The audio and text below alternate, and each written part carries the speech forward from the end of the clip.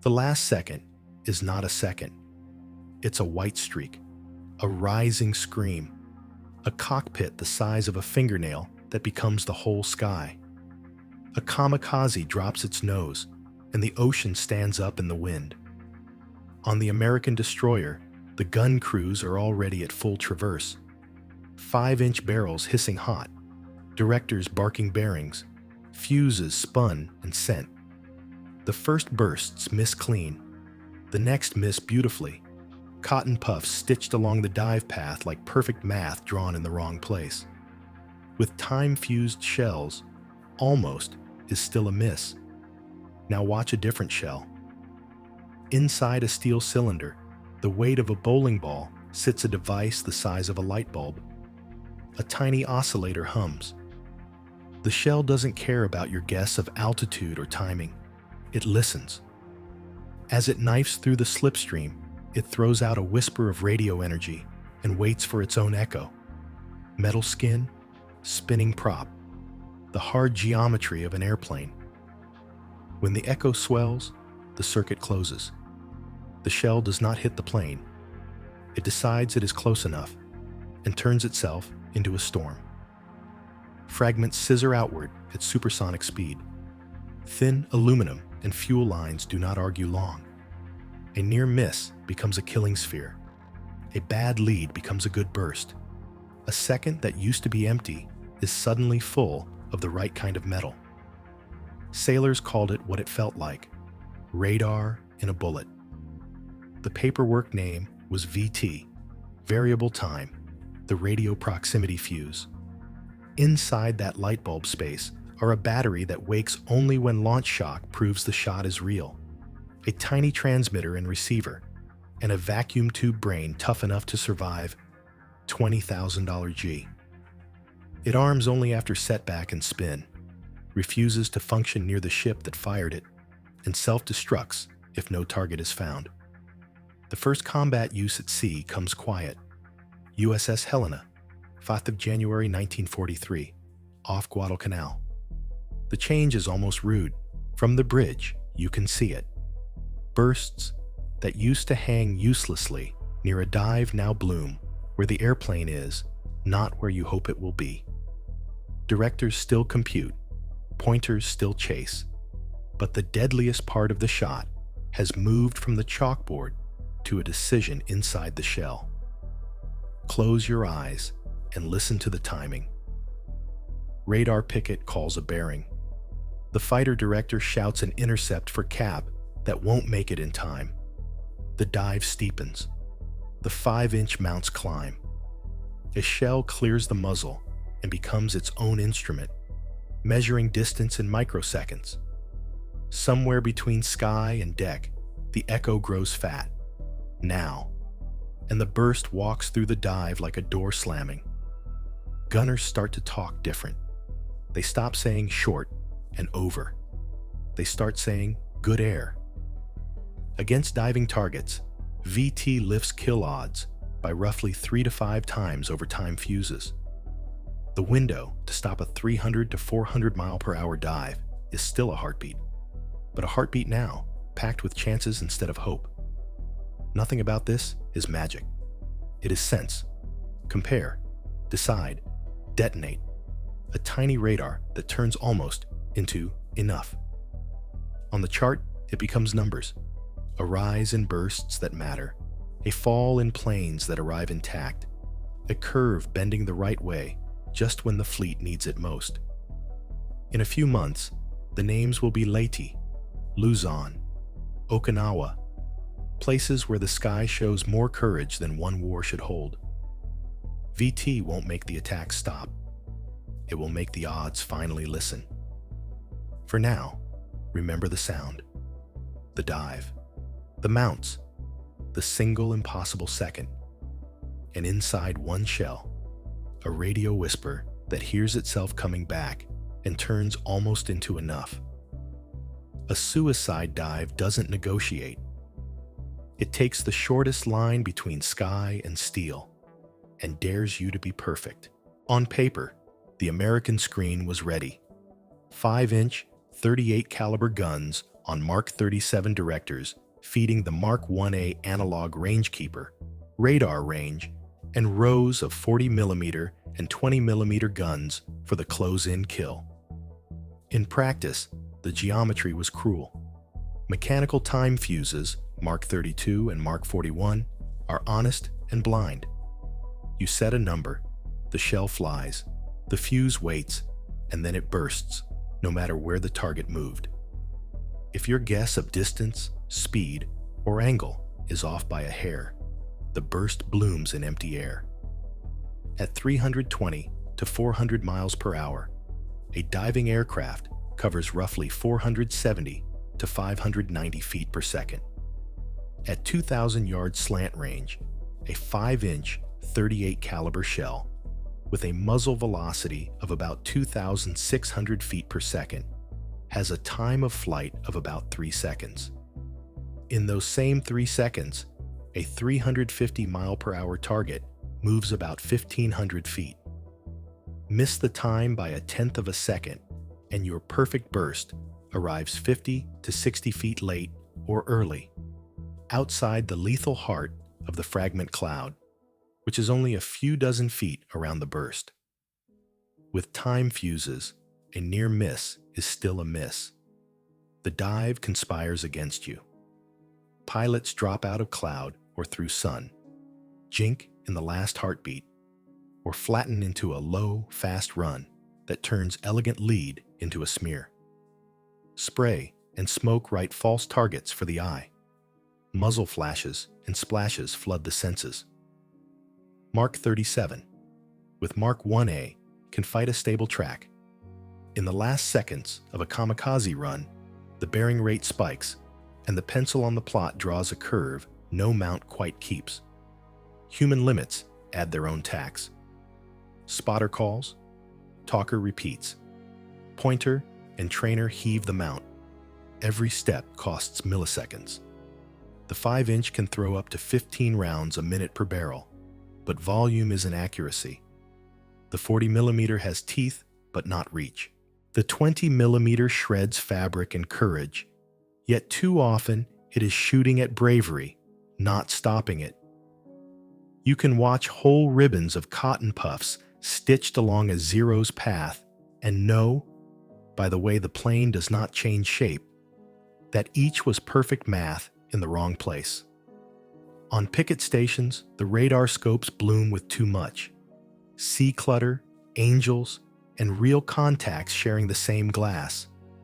Combat air patrol claws to intercept and arrives a beat late, and the rule stays brutal. One airplane that gets through is enough. Count the seconds. A shell leaves the muzzle and is still in flight while the target moves a half-mile closer. By the time your burst arrives where the airplane was, the airplane isn't. The crew can be magnificent. The steel can be flawless. The fuse is guessing. So the requirement writes itself on a wardroom chalkboard. A fuse that doesn't rely on our guess of altitude or time. A fuse that bursts when it is actually near metal. A fuse that forgives human lead error, turning almost into enough. That is the gap the VT fuse will close. It won't stop the dives from starting. It will make more of them end in the air. Open the nose of the shell. Under the thin plastic cap, there so radio energy can pass, sits a tight stack of parts that turn a guess into a decision. A reserve battery asleep and dry, a tiny radio set, a trigger tube, and safeties that want the gun crew to live. Step 1. Survive the shot. Launch shock is about 20,000 G.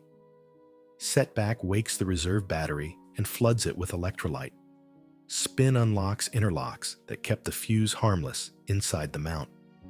Only after distance and time from the muzzle does the safety train let the little radio breathe. Step 2. Make your own picture. Inside that nose, a miniature oscillator starts to hum. The shell itself carries a small antenna under the cap. As it knifes through the airstream, The Fuze sends out a whisper of radio energy and listens for the world to answer. Metal answers best. An airplane's skin, prop, and spars. Step 3. Judge, don't guess. The return isn't just loud or quiet. As target and shell rush toward each other, the echo shifts and swells. That change, Doppler in simple clothes, is the tell. It keeps the circuit from falling for its own reflection or sea glitter and says, in effect, that is metal and it is near. Step 4. Decide and act. When the echo crosses the threshold, the Fuze fires its trigger, which fires the booster, which sets off the main charge. The burst happens near the airplane, not inside it, which is exactly what you want. A killing sphere of high-velocity fragments that tears into thin aluminum, oil lines, and pilot. Step 5. Forgive our mistakes. Because VT listens to distance in real time, it forgives small errors in range, altitude, and lead. A burst that would have bloomed harmlessly ahead of or behind a dive now blooms around it. The directors and crews still matter. Bearing, elevation, volume of fire. But the deadliest part of the shot moves from a chalkboard prediction to a decision inside the shell. Safeties that matter. The Fuze will not arm near the gun. Setback and spin interlocks keep it quiet until the shell is well clear of friendly decks. If it never finds a target, it self-destructs after tens of seconds, ending the flight in the air rather than letting a live projectile fall back toward the fleet. The design prefers false negatives to false friends. Designed for the sea, not a laboratory. Salt, spray, heat, rain. The Fuze has to work through all of it. The plastic nose sheds water. The tubes are shock-mounted. The circuit is simple on purpose. No fragile mystery, just a tiny, rugged radio and a trigger proofed in steel. What the crew sees. Nothing changes at the mount. Shells feed, Fuze rings click, barrels climb. What changes is the pattern of airbursts. Instead of tidy rows of almost, the sky around an incoming aircraft starts to explode where the airplane is.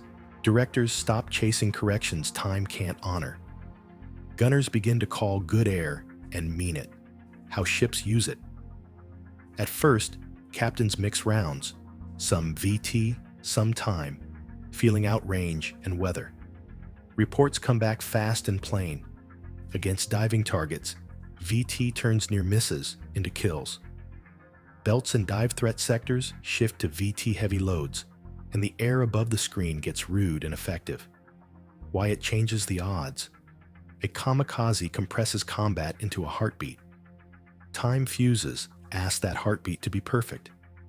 VT asks it to be close, and turns close into enough.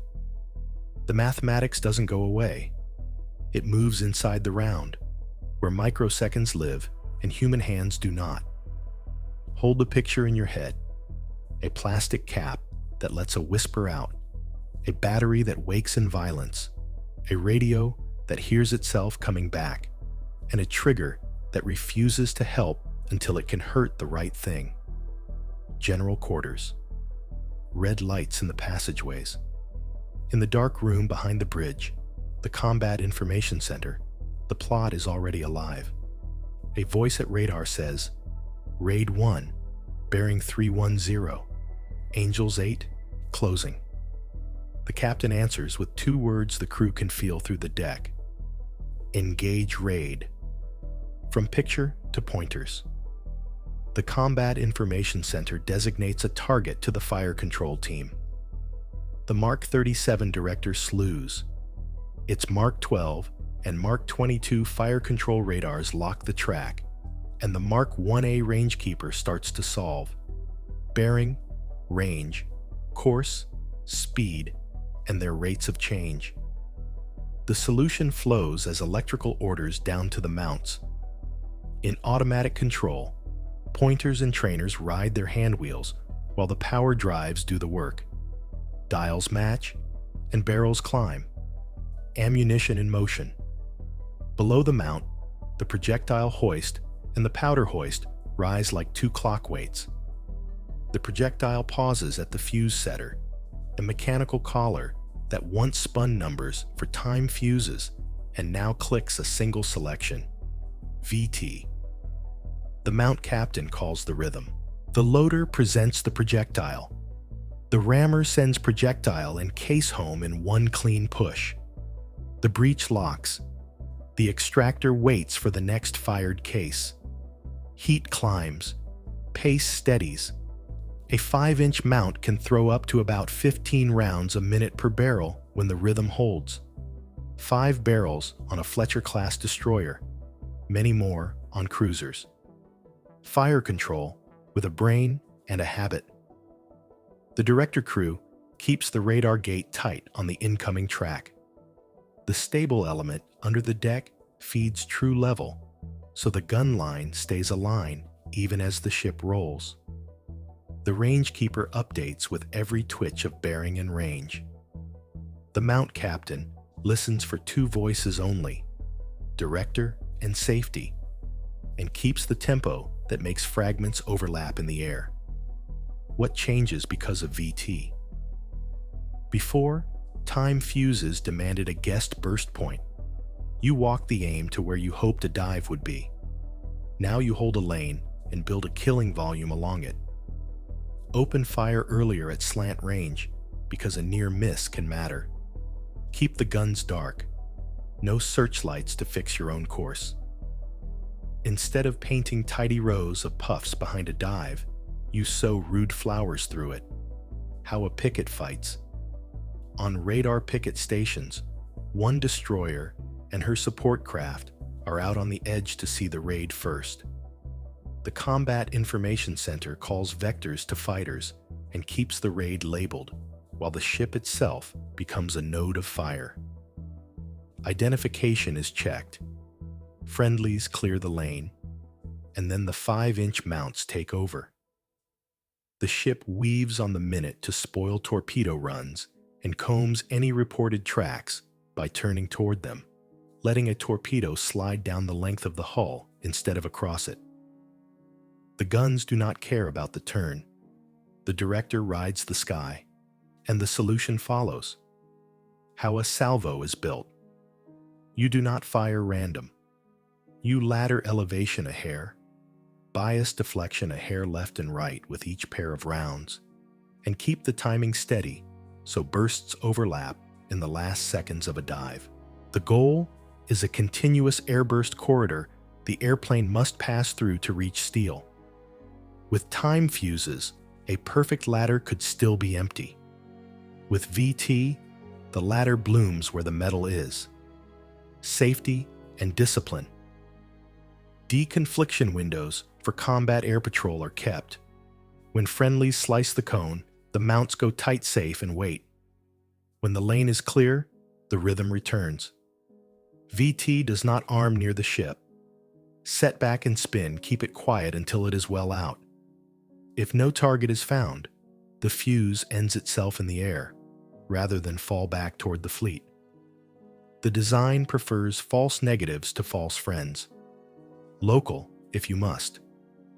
If a splinter cuts the director or power, the mount can fight local control. Pointers and trainers hand aim. The sight setters take range by voice from the bridge. The fuse setter keeps clicking VT.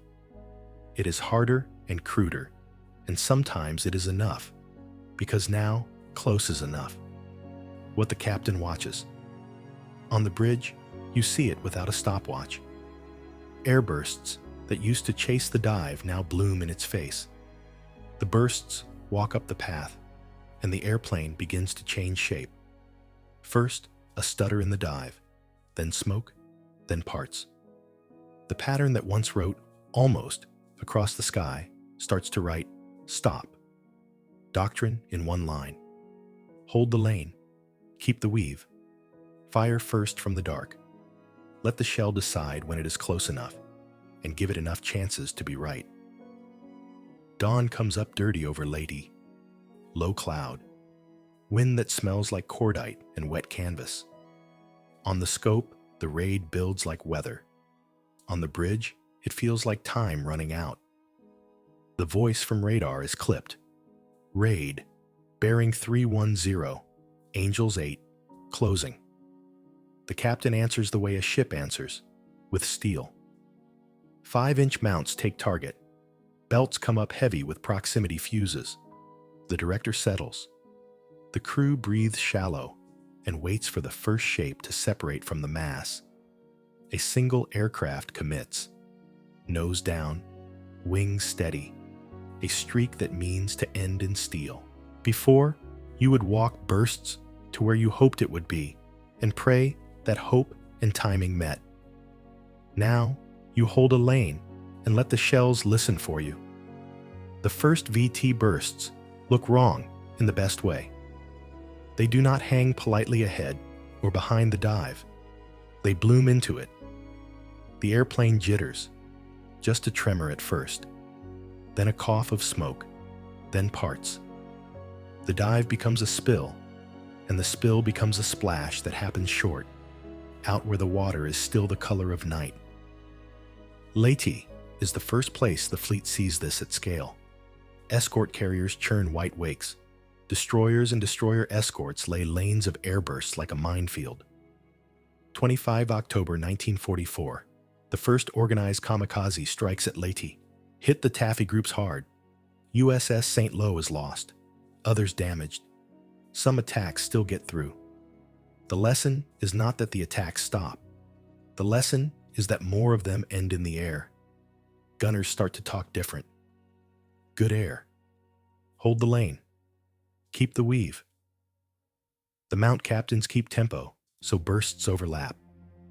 The director crews fight the picture, not the panic. Bearing tight, elevation walking, fuse set to VT and left there. Reports cross the decks as fast as messengers can run them. Proximity fuses lift effective bursts roughly 3 to 5 times compared to time fuses. You can see it from the bridge without a stopwatch. The sky around the raid is thicker with the right kind of metal. Now the war rolls north. Luzon is a long approach under a low ceiling. Convoys nose through channels that feel too narrow for the number of wakes they drag. The air comes in ropes. Small groups, then more. Dusk and rain make the fighter cover thin. January 1945, Lingayen Gulf. The convoys are under constant attack. USS Omni Bay is destroyed by a kamikaze, but many dives now die short under VT airbursts. On a cruiser's wing, a spotter watches a single-engine attacker slip out of cloud at masthead height, level and fast, too close for elegance. Time fuses used to make this profile a coin flip. The gun line goes hard over. The first bursts are already behind the airplane by the time the crew can say, short. With VT, the next salvo blooms along the run. Shrapnel scythes a lane the pilot cannot avoid. A wingtip shreds. Fuel coughs out into rain. The aircraft staggers and goes in off the bow. The plotter circles the splash and moves his grease pencil back to the main raid. On a destroyer in the screen, the mount captain keeps one rhythm and one instruction: stay on the lane. He ladders elevation a hair, biases left and right a hair with each pair of rounds, and lets the fuse decide the last inches. The bursts walk the dive as if hand-placed. The men on the tubes do not look up to watch. They watch dials and hands and keep the count that keeps the sky honest. Luzon's logbook is ugly and honest. Some ships take blows and live because damage control has learned how to breathe under fire. Some ships do not live. Between those pages runs a quiet curve bending the right way. More bursts that matter. Fewer aircraft arriving intact. More dives that turn into splashes short of the hull. By Luzon, belts and dive threat sectors are VT heavy by default. The sky over the screen changes from tidy puffs to killing flowers. By the time the last convoys clear the beaches, the drill is muscle memory. Hold the lane. Weave on the minute. Fire from the dark. Let the shell listen. Give it enough chances to be right. Ahead waits a place where the sky will try to break the fleet by sheer weight and courage. Pickets far out, raids stacked deep, and hours when the horizon looks like a storm made of engines. There, the little radio in the nose will not make the danger small. It will make the difference between a ship taking a hit and a ship riding home. Okinawa begins like a weather report that never ends. April turns the sea gray, the wind salt, and the horizon full of engines. To keep the fleet alive, the Navy draws a pale ring on the chart far from the transports, radar picket stations, single destroyers, and their small consorts sent out to be the first to see and the first to bleed. Their job is simple and murderous. Find the raid early, vector fighters, and hold a lane of flak until the sky decides. Pickets steer by air search radars, SKSC into the CIC, while fire control lives on the directors. The little guns have teeth but no VT. 40mm and 20mm are time impact only. The mass attacks have a name: Kikusui, floating chrysanthemums. Kikusui IX, 6th April to 22nd June 1945. Waves that keep coming until pages run out. Some raids climb high and then fall like knives. Some skim the deck so low the wakes look jealous.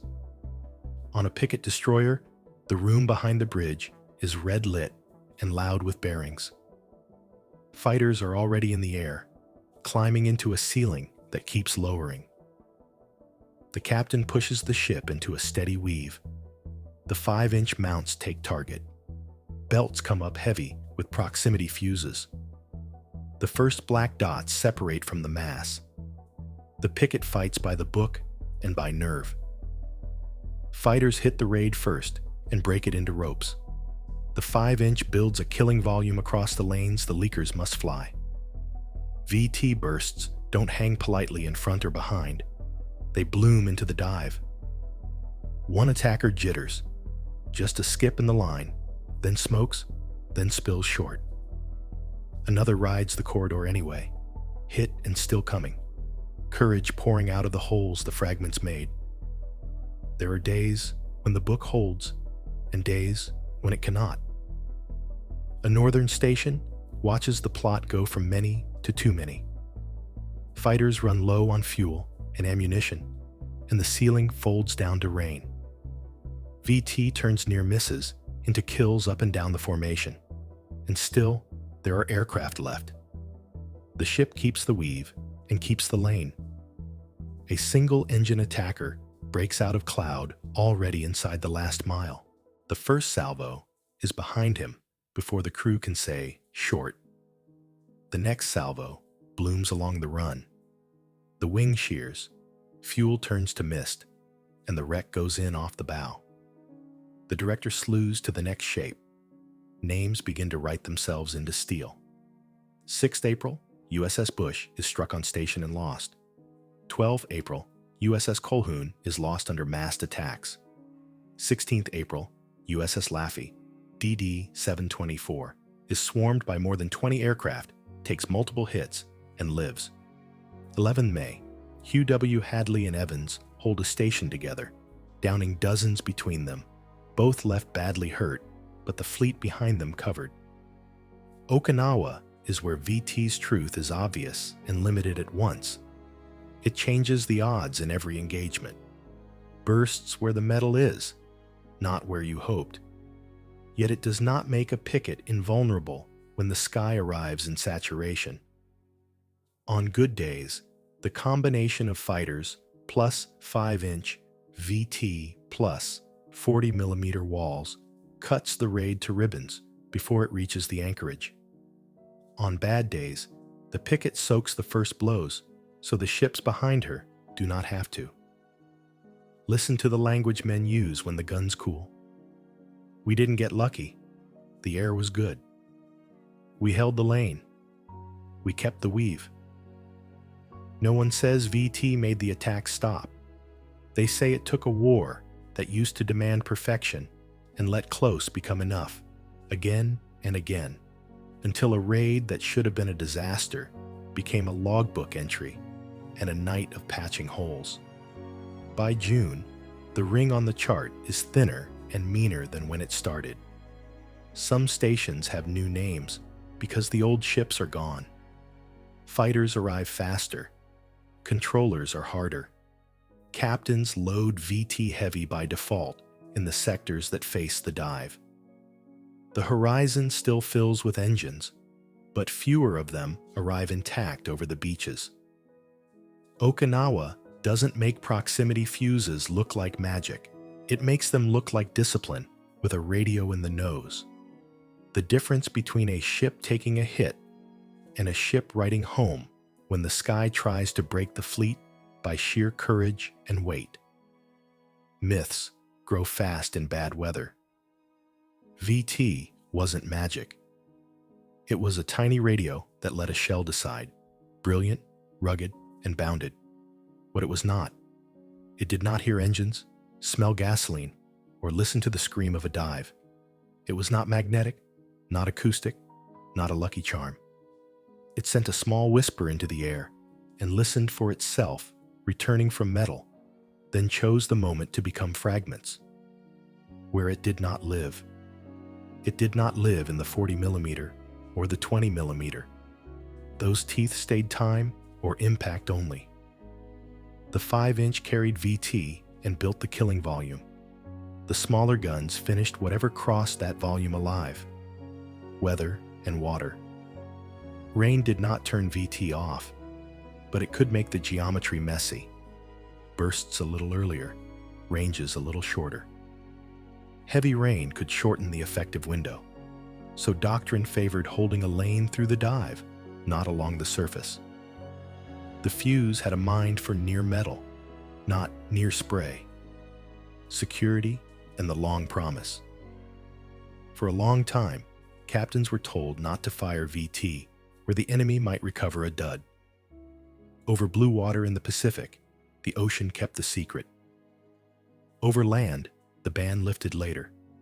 The first large-scale use came with artillery in the Ardennes, December 1944. Another map, same idea. Attempts to cheat it.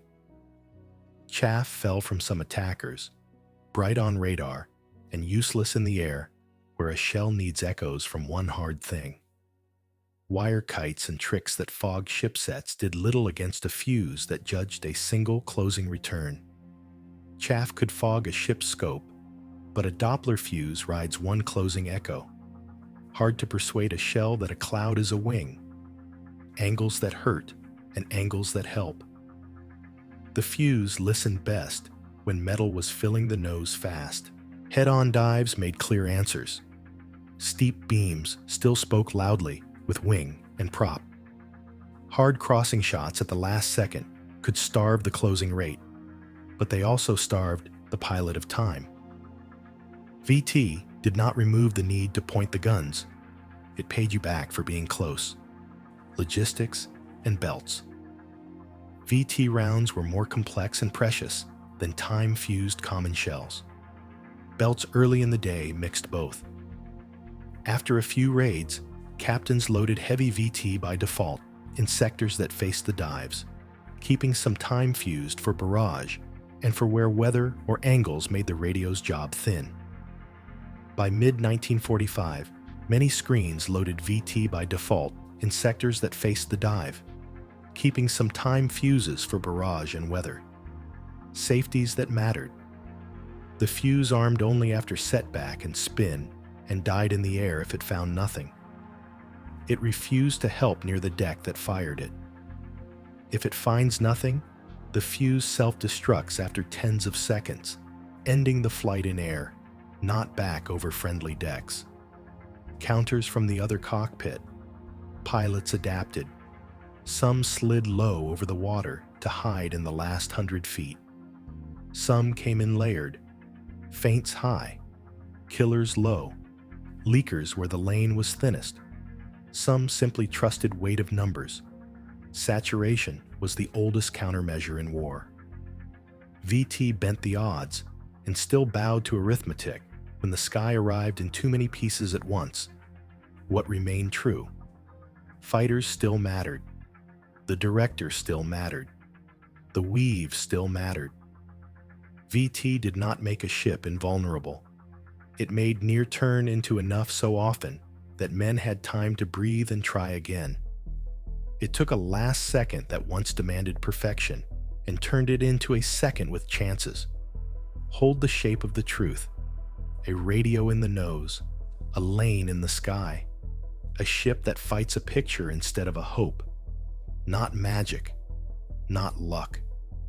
A decision happening at the right speed, repeated until courage ran out on the other side of the guns.